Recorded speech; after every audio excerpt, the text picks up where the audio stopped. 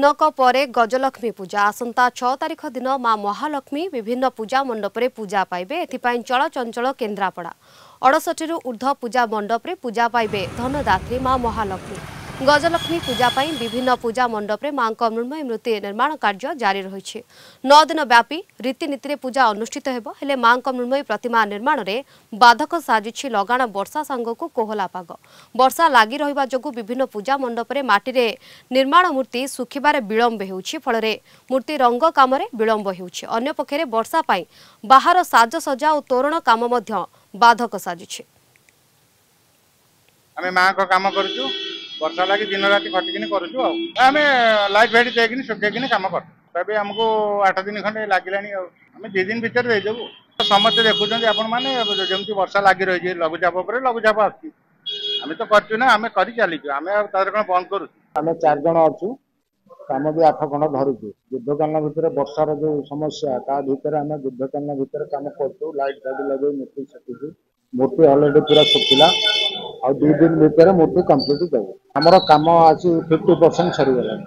खाली आखि चक्षुदान हम शाढ़ी फाड़ी पिंधे अलंकार सब लगे। पूजा पूर्व आम सरू जिते समस्या आसू राति दिन एक कर पूजा थी गोटे दिन कम छाड़ ठीक टाइम रे माँ पूजा निश्चिंत हम मोर तो माँ दोमाटिया सरीगले ये ठाकुराणी तो लुगा पिंधती गहना पिंधती दिहर तो किसी लगे तेणु ठाकुराणी जहाँ भी हो आज जमती हो आम लाइट फाइट देकी माँ को सुखैबू आ काली रंग होगी माँ ठीक टाइम रे पूजा पाइबे 6 तारिख दिन। मेढ़ तो 100-150 मेढ़ होमर भसाणी मेलन को आसवे 48 खंड मेढ़ ये मेढ़ हूँ केन्द्रापड़ा जिलार प्रथम चांदी मेढ़।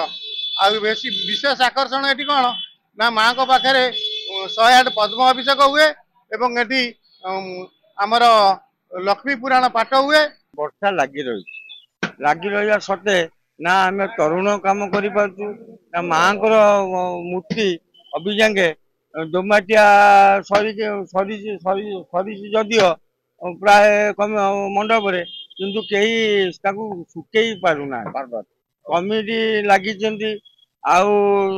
समस्ते आम चेष्टा करूँ लाइट देचु हिटर देचु भल मंद कर सुखईकिना आ 2 दिन रहा आमर गणपर्व गजलक्ष्मी पूजा संवाद हूँ गजलक्ष्मी पूजा तेणु करना आम तो माँ को डाकुचु केमी पाग अनुकूल हेले आमर गणपर्व आम